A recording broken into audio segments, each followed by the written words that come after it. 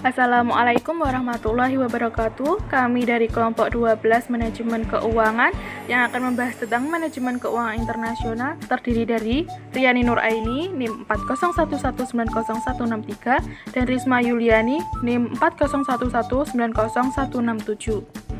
Di dalam manajemen keuangan internasional yang kita bahas yaitu ada 5. Yang pertama, neraca pembayaran internasional. Yang kedua, bursa valuta asing. Yang ketiga, manajemen resiko nilai tukar valuta asing. Yang keempat, manajemen kas internasional. Dan yang terakhir, arbitrase internasional dan paritas suku bunga. Untuk yang pertama yaitu neraca pembayaran internasional. Balance of payment merupakan suatu sistem pencatatan seluruh transaksi ekonomi internasional suatu negara untuk periode tertentu. Transaksi ekonomi ekspor dan impor barang dan jasa, arus modal yang masuk dan keluar, hibah, pembayaran transfer lain, dan perubahan cadangan devisa suatu negara. Terus ada aplikasi dan interpretasi BOP, yaitu yang pertama, BOP mencakup barang atau jasa akhir antara atau intermediates, bukan merupakan indikator langsung kesejahteraan ekonomi. Yang kedua, ketidakseimbangan dalam BOP itu mencerminkan surplus dan defisit, bukan untung dan rugi, karena ukuran BOP mencatat arus masuk dan keluar barang atau jasa dan kapital untuk suatu negara. Selanjutnya yaitu penyusunan BOP. Arus barang atau jasa dan kapital dicatat dengan menggunakan sistem pembukuan double entry. Pencatatan 2 kali yang memastikan bahwa setiap pos selalu ada pos yang bersesuaian dengan tanda yang berlawanan antara sebelah debit dan juga sebelah kredit, di mana jumlah kredit dan debit ini dalam BOP selalu seimbang, di mana sebelah kredit mencatat penurunan aset atau kenaikan hutang, sedangkan debit mencatat kenaikan aset atau penurunan hutang. Terus selanjutnya yaitu mengapa manajer dan investor memperhatikan BOP. Ini dikarenakan yang pertama, BOP membantu meramal potensi pasar bagi negara yang defisit tidak mungkin banyak melakukan impor. Untuk yang kedua, BOP indikator adanya tekanan kurs suatu negara, di mana negara yang melakukan perdagangan atau investasi bisa untung atau rugi valuta asing. Terus, dalam BOP, yang defisit terus-menerus merupakan petunjuk akan terjadinya kontrol. Ini yang pertama ada rekening transaksi berjalan, terdiri dari perdagangan dan neraca jasa. Yang kedua, rekening modal. Ini terdiri dari investasi portofolio, investasi jangka pendek, investasi asing langsung, dan pinjaman luar negeri pemerintah. Terus selanjutnya yaitu ada faktor-faktor yang mempengaruhi transaksi berjalan. Yang ini ada 4. Yang pertama, inflasi domestik. Yang kedua, pendapatan domestik. Yang ketiga, kurs valuta asing atau falas. Dan yang keempat, restriksi pemerintah. Ada juga faktor-faktor yang mempengaruhi neraca modal, yaitu yang pertama, rekening modal surplus berarti arus modal neto yang masuk atau net capital inflow ke dalam negara. Yang kedua, rekening modal defisit berarti arus modal neto yang keluar atau net capital outflow dari negara tersebut. Selanjutnya ada faktor-faktor yang mempengaruhi keseimbangan rekening modal, yaitu yang pertama, memungut pajak penghasilan kepada investor asing. Yang kedua, liberalisasi kontrol terhadap aliran modal internasional secara bertahap. Dan yang ketiga, antisipasi pergerakan kurs valuta asing atau falas oleh para investor surat berharga. Yaitu keseimbangan dan ketidakseimbangan neraca pembayaran BOP. Neraca pembayaran BOP yang seimbang adalah X min M plus CI min CO plus FXB sama dengan BOP. X min M ini merupakan neraca transaksi berjalan selisih antara ekspor yaitu X dan impor M barang dan jasa. CI min CO ini merupakan neraca transaksi modal selisih antara capital inflow atau ICI dan capital outflow atau CO. Terus untuk FXB merupakan cadangan devisa negara. Untuk BOP dapat diseimbangkan dengan yang pertama, kurs tetap ditandai dengan nilai kurs yang konstan atau berfluktuasi sangat sempit, atau tugas dan tanggung jawab pemerintah atau otoritas moneter menjaga agar BOP sama dengan 0 dengan cara intervensi dalam pasar valuta asing atau falas dengan cadangan devisa yang apabila X min M dan CI min CO lebih besar dari Q, menunjukkan kelebihan permintaan terhadap mata uang domestik. Pemerintah melakukan investasi pasar dengan menjual mata uang domestik untuk membeli mata uang asing dan emas, agar BOP sama dengan 0 apabila X min M dan CI min CO lebih kecil dari O, menunjukkan negatif kelebihan penawaran mata uang domestik di pasar dunia. Pemerintah melakukan intervensi ke pasar, membeli mata uang domestik dengan cadangan mata uang asing dan emasnya. Terus yang kedua, sistem kurs mengambang bebas atau incline atau freely floating rates. Dalam hal ini, pemerintah tidak perlu campur tangan dalam valuta asing atau falas, karena suatu mata uang ditentukan oleh mekanisme pasar yang yaitu permintaan dan penawaran. Selanjutnya yaitu bursa valuta asing. Bursa valuta asing atau biasa disebut foreign exchange market merupakan pasar terjadinya transaksi valuta asing yang dilakukan baik antar negara maupun dalam suatu negara. Bursa asing dapat dilakukan oleh perusahaan atau perorangan. Dalam melakukan transaksi valuta asing digunakan kurs atau nilai tukar, yaitu harga dari suatu mata uang dalam ukuran mata uang lain. Kurs dapat berubah-ubah sesuai dengan kondisi dari waktu ke waktu yang disebabkan oleh berbagai faktor, misalnya faktor ekonomi, politik, dan keamanan. Selanjutnya, dalam perdagangan valuta asing internasional, mata uang asing dibedakan menjadi dua, yaitu convertible currencies adalah mata uang yang sering digunakan, dan yang kedua soft currencies adalah mata uang yang lemah atau jarang digunakan. Transaksi valuta asing dapat dilakukan antar negara atau antar bank dengan nasabahnya. Transaksi bank menggunakan kurs jual dan kurs beli. Selisih antara kurs jual dan kurs beli disebut dengan spread. Dalam hal ini, bank bisa untung dan juga bisa rugi. Untuk selanjutnya yaitu adanya tujuan melakukan transaksi valuta asing, yaitu yang pertama untuk transaksi penawaran, yang kedua mempertahankan daya beli, yang ketiga pengiriman uang ke luar negeri, yang keempat mencari keuntungan, yang kelima pemagaran resiko, dan yang terakhir kemudahan berbelanja. Jenis transaksi valuta asing ini yaitu ada 4. Yang pertama spot transaction, yaitu ada value today, value tomorrow, dan value spot. Dan yang kedua forward transaction, yaitu transaksi tunggal. Yang ketiga swap transaction, yaitu transaksi barter. Margin trading merupakan pembelian valuta asing secara terus-menerus pada suatu pasar, kemudian dijual kembali ke pasar lain dengan harga uang yang lebih tinggi.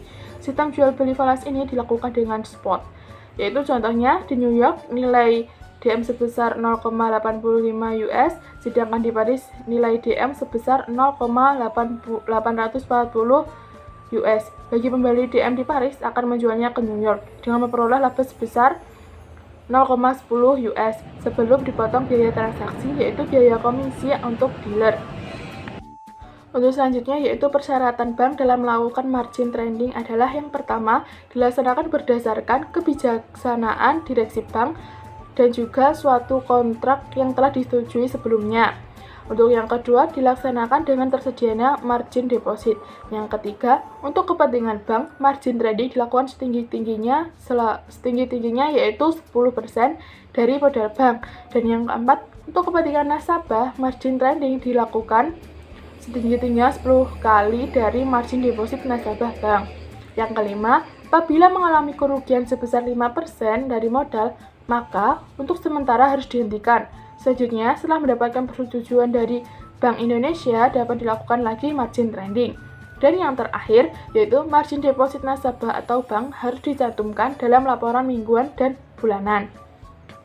Untuk contoh, Reza berkeinginan melakukan margin trading dengan meminta ke Bank Mandiri untuk membeli 1 juta US terhadap yen Jepang. Pada saat transaksi terjadi, nilai 1 US setara dengan 26,8 yen Jepang.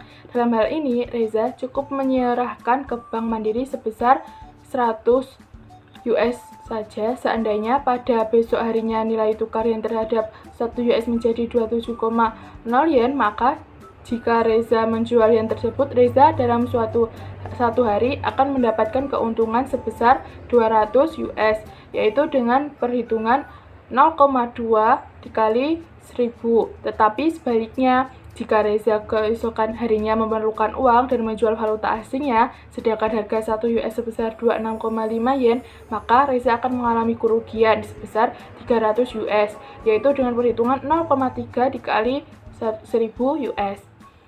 Kurs dapat ditentukan secara yang pertama, direct rate, yaitu menempatkan mata uang domestik di depan mata uang asing. Contohnya, 13.000 sama dengan 1 US dollar. Dan untuk yang kedua, indirect rate, yaitu menempatkan mata uang asing di depan mata uang domestik. Contohnya, 0,00769231 US sama dengan 1 ya. Di sini saya akan menjelaskan tentang poin yang ketiga, yaitu manajemen risiko nilai tukar valuta asing. Risiko nilai tukar adalah perubahan-perubahan nilai tukar atau kurs yang tidak pasti mengarah kepada fluktuasi-fluktuasi tidak pasti pada nilai perusahaan. Kategori utama risiko perdagangan falas. Yang pertama adalah exchange rate risk.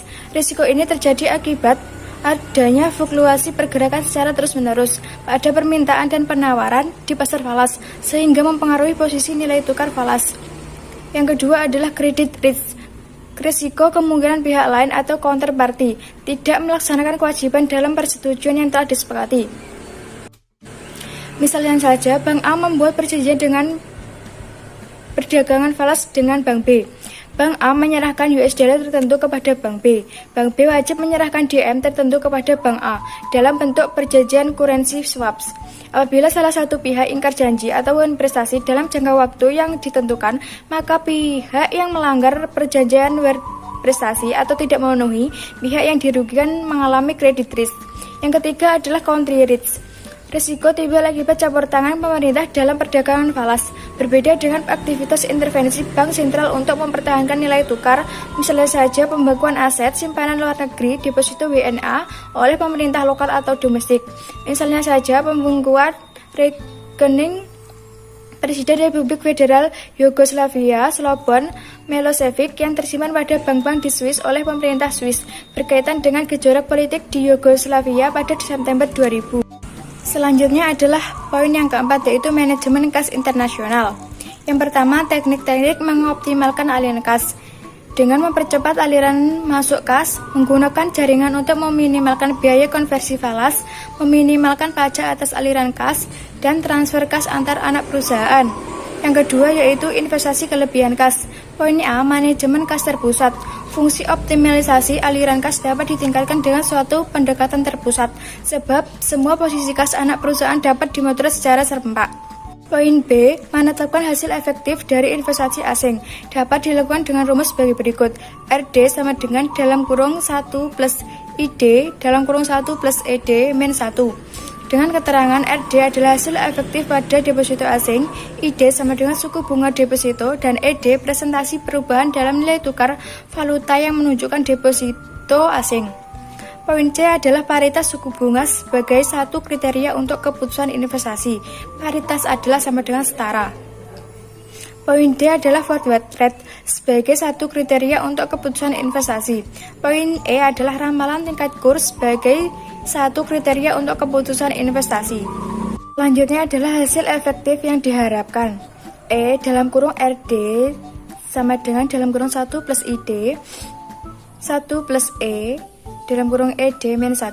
Keterangan ED tidak diketahui. Untuk mencari nilai ED yang akan menyamakan hasil efektif dari investasi luar negeri dengan investasi domestik adalah persamaan di atas dapat diuraikan sebagai berikut. RD sama dengan dalam kurung 1 plus ID dalam kurung 1 plus ED min 1. Dalam kurung 1 plus RD sama dengan dalam kurung 1 plus ID dalam kurung 1 plus ED. Dalam kurung 1 plus RD per dalam kurung 1 plus ID sama dengan dalam kurung 1 plus ED atau dalam kurung 1 plus ED sama dengan dalam kurung 1 plus RD per dalam kurung 1 plus ID. Jadi ED sama dengan dalam kurung 1 plus RD per dalam kurung 1 plus ID min 1. Contohnya saja, suku bunga deposito di Amerika Serikat sebesar 11% dan suku bunga deposito di Prancis sebesar 14%. Tentukan RD. ED sama dengan dalam kurung 1 plus 11% per dalam kurung 1 plus 14% min 1. ED 1,11 per 1,14 min 1. ED sama dengan 0,97 min 1. ED sama dengan min 0,03. ED sama dengan min 3%.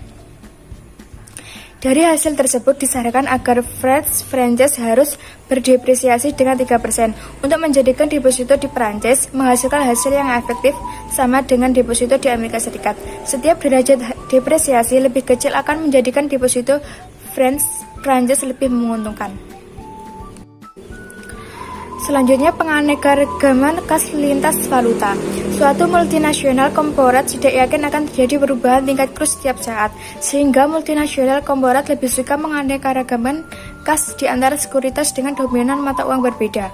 Cara ini menghindarkan kemungkinan terkena kerugian besar karena depresiasi suatu mata uang tertentu. Selanjutnya adalah poin yang kelima, yaitu arbitrase internasional dan paritas suku bunga. Arbitrase adalah tindakan membeli dan menjual barang pada waktu yang bersamaan, tetapi di pasar yang berbeda. Misalnya saja, membeli barang pada pasar A dengan harga yang dianggap murah, kemudian menjual barang tersebut pada pasar B yang dianggap harganya lebih tinggi. Selanjutnya, arbitrase internasional merupakan kapitalisasi atau suatu ketidaksesuaian harga dalam banyak kasus. Tidak ada investasi dana yang terkait untuk setiap waktu dan tidak ada risiko dalam strategi ini. Selanjutnya, arbitrase lokasional. Arbitrase lokasional adalah melakukan kapitalisme atas perbedaan kurs antar lokasi. Selanjutnya adalah arbitrase segitiga. Misalnya saja, value of a British pound in US dollar pada bid price $1.99 dan pada ask price $2.00. Value of a French in US dollar $200 dan pada ask price $201. Value of British pound in francs atau FF pada bid price francs 10.8 dan pada ask price 11.0. Arbitrase suku bunga tercover. Arbitrase suku bunga tercover cenderung memaksa suatu hubungan antara suku dari dua negara dan premi atau diskon kurs format mereka. Arbitrase ini meliputi investasi di satu negara asing dan mencakup risiko tingkat kurs. Selanjutnya adalah paritas suku bunga. Apabila kekuatan pasar menyebabkan arbitrase bunga tercover tidak layak, maka dalam satu keadaan equilibrium yang ditunjukkan sebagai paritas suku bunga. Dalam equilibrium, forward rate berbeda dari spot rate dengan suatu jumlah yang cukup untuk mengimbangi perbedaan suku bunga antara dua negara.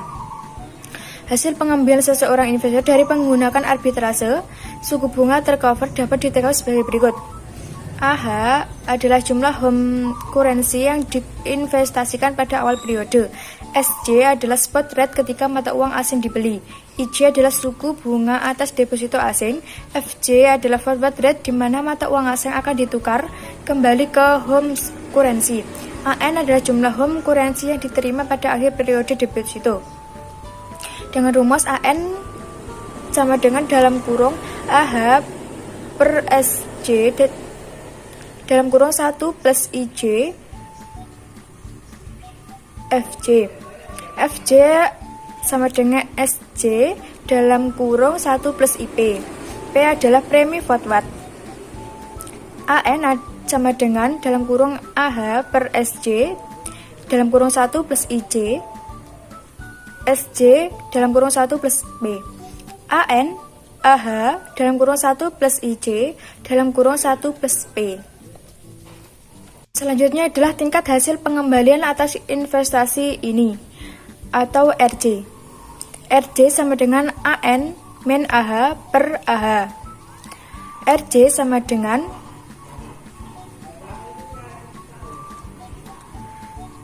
AH dalam kurung 1 plus IJ dalam kurung 1 plus B min AH per AH. RJ sama dengan dalam kurung 1 plus IC dalam kurung 1 plus P min 1. Apabila paritas suku bunga ada, tingkat hasil pengembalian antar arbitrase suku bunga tercover RJ harus sama dengan home interest rate IH. Berarti RJ sama dengan IH. Dalam kurung 1 plus IC dalam kurung 1 plus P min 1 sama dengan IH. Dalam kurung 1 plus IC dalam kurung 1 plus P sama dengan IH plus 1. Dalam kurung 1 plus P sama dengan dalam kurung 1 plus IH per dalam kurung 1 plus IC. Jadi P adalah min 1 dalam kurung 1 plus IH per dalam kurung 1 plus IC. Langsung ke contoh soal. Hasil pengembalian bagi investor yang menggunakan arbitrase suku bunga tercover diketahui AH dengan 60.000 US dollar, SJ sama dengan FF titik 200 per US dollar, IJ sama dengan 1% per bulan, FJ dengan FF titik 199 per US dollar. Diminta, hitunglah berapa US dollar yang diterima oleh investor pada akhir periode atau AN. Jawab dengan rumus yang tadi, yaitu AN sama dengan dalam kurung AH per SJ dalam kurung 1 plus IJ FJ. AN sama dengan 60.000 per titik 200 dalam kurung 1 plus IJ titik 199. AN dalam kurung 300.000 dalam kurung 1,01 dalam kurung titik 199. AN 60.297 US dollar. Keuntungan yang diperoleh investor dalam satu bulan yaitu 60.297 US dollar dikurangi 60.000 US dollar sama dengan 297 US dollar. Baik, terima kasih. Itu yang bisa kami sampaikan. Jika ada salah kata kami mohon maaf. Assalamualaikum warahmatullahi wabarakatuh.